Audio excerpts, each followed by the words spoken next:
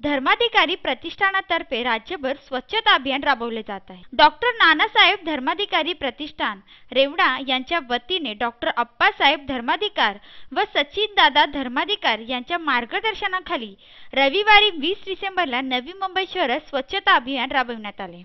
या अभियानाची सुरुवात वाशी येथील शिवाजी चौक परिसरातून 7:30 वाजता करण्यात आली।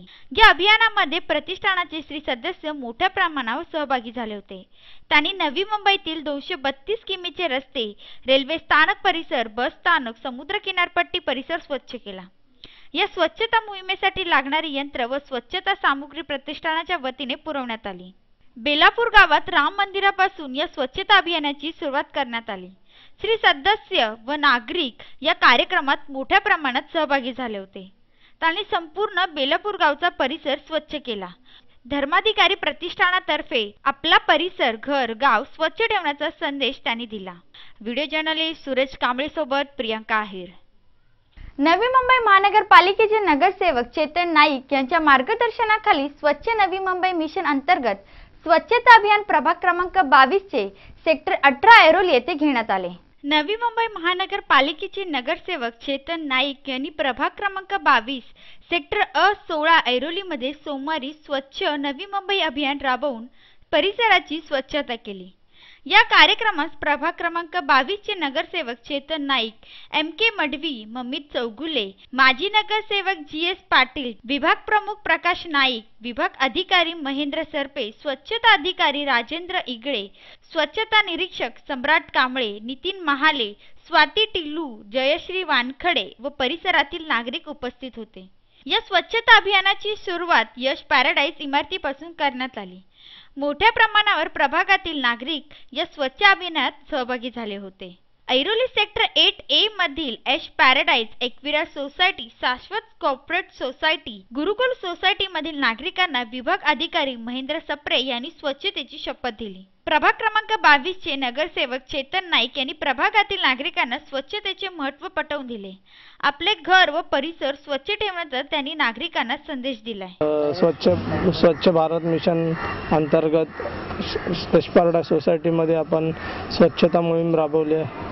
ते सर्व आपले सोसायटीतील मेंबर व आजूबाजूतील सर्व सोसायटीतील सदस्य या मोहिमेत अंतर्गत सर्वांनी सहभाग नोंदवलेला आहे। तसेच त्याप्रमाणे ओला कचरा व सुका कचरा वर्गीकरण याची माहिती या मोहिमेत दिली आहे। त्यामुळे जी दुर्गंधी प्रदूषण आज आपल्या संकट आलेलं आहे त्याच्यावर मात करण्यासाठी तेही निदर्शनात लोकांच्या आणून देण्याचे प्रयत्न चालू आहेत। या कार्यक्रमात जी विभाग अधिकारी महेंद्र सरपरे उपस्थित होते। त्यांनी सोसायटीतील नागरिकांना स्वच्छतेविषयी मार्गदर्शन केले व शपथ दिली। ओला कचरा आणि सुका कचरा हा पण वर्गीकरण करून नवी मुंबई महानगरपालिका या सर्व गोष्टींची वाहतूक चांगल्या प्रकारे कशी ठेवता येईल यासाठी प्रयत्नशील राहील। तर तेही आव्हान आम्ही आपल्या सर्वांच्या वतीने करतो की नवी मुंबई महापालिकेमधील असणाऱ्या सर्व सोसायट्यांनी ओला कचरा सुका कचरा वर्गीकृत करण्याचे कामकाज जोरात सुरू करून नवी मुंबई शहर हे स्मार्ट सिटी पहिल्या नंबरचं कसं होईल यासाठी प्रयत्न करावेत। या कार्यक्रमास मुंबई ग्राहक पंचायतीतील स्वाती टिल्लू उपस्थित होते। त्यांनी नागरिकांना स्वच्छतेचे महत्त्व पटवून दिले। स्वतःला चांगली सवय लावून घरोघरी कचरा वेगवेगळा करणं ही त्यांनी सवय नक्की लावून घेतली तर स्वच्छता, आरोग्य आणि समृद्धी ही त्रिसूत्री आपल्याला नक्कीच अंमलात आणता येईल आपल्या जीवनामध्ये, असा मला विश्वास वाटतो। धन्यवाद। नगरसेवक चेतन नाईक यांनी प्रभाग क्रमांक 22 येथे स्वच्छता अभियान राबवून परिसर स्वच्छ केला व स्वच्छतेविषयी नागरिकांमध्ये जनजागृती केली। ऐरोलीवरून रवीसह अरविंद माने, MVTV। 21 डिसेंबर पासून मेट्रो पुलाचे काम 10 दिवस चालणार आहे। CBD उड्डाणपुलाखाली सर्कल पासून पुण्याच्या दिशेने जाणाऱ्या जड व अवजड वाहने तसेच प्रवासी वाहनांना 21 डिसेंबर पासून मेट्रो पुलाचे काम संपेपर्यंत म्हणजे तब्बल 2 महिने प्रवेश बंद राहणार आहे। यावेळी मार्गातही बदल करण्यात आलेत। सायन पनवेल महामार्गावर दररोज हजारो वाहनांची ये जा होत असते। 21 डिसेंबर पासून मेट्रो पुलाचे काम जवळपास 70 दिवस चालणार आहे। त्यामुळे सीबीडी परिसरातून अवजड वाहनांना प्रवेश बंद करण्यात येणार आहे. यावेळी पर्यायी मार्ग म्हणून सायन पनवेल मार्गावर पुणे वाहिनीवर 3 लेन पुलावरून येणारी वाहतूक सीबीडी उडान पुलाचे पुढील बाजूस 2 लेन मध्ये चालू ठेवण्यात येणार आहे. पुलाच्या वरून येणाऱ्या वाहतुकीचे 1 लेन बंद करून पुलाच्या खालून येणारी वाहने सदर लेनवरून मार्गस्थ करण्यात येतील. सीबीडी उडान पुलाचे खालून सीबीडी सर्कल पासून पुणे बाजूस पुढे जाणारी अवजड वाहने प्रवासी वाहनांना सीबीडी सर्कल पासून पुढे बाजूस जाण्याकरिता बंदी करण्यात येत आहे. पर्यायी मार्ग अवजड वाहने सीबीडी उडान पुलावरून पुणे बाजूकडे जाता येणार आहे. याला अपवाद फक्त हलक्या वाहनांना सीबीडी उडान पुलाच्या खालील रस्त्यावरून प्रवेश देण्यात आलेला आहे.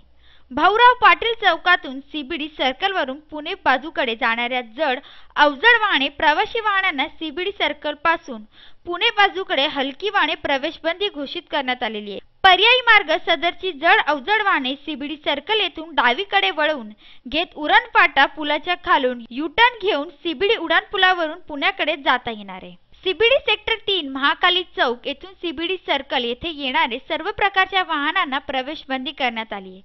पर्यायी मार्ग सीबीडी सेक्टर 3 महाकाली चौक गावस्कर मैदान सर्कल पोलीस आयुक्त कार्यालयासमोरील रस्त्याने भाऊराव पाटील चौकातून जाऊ शकतील, असे पोलीस उपआयुक्त अरविंद साळवे यांनी सांगितले.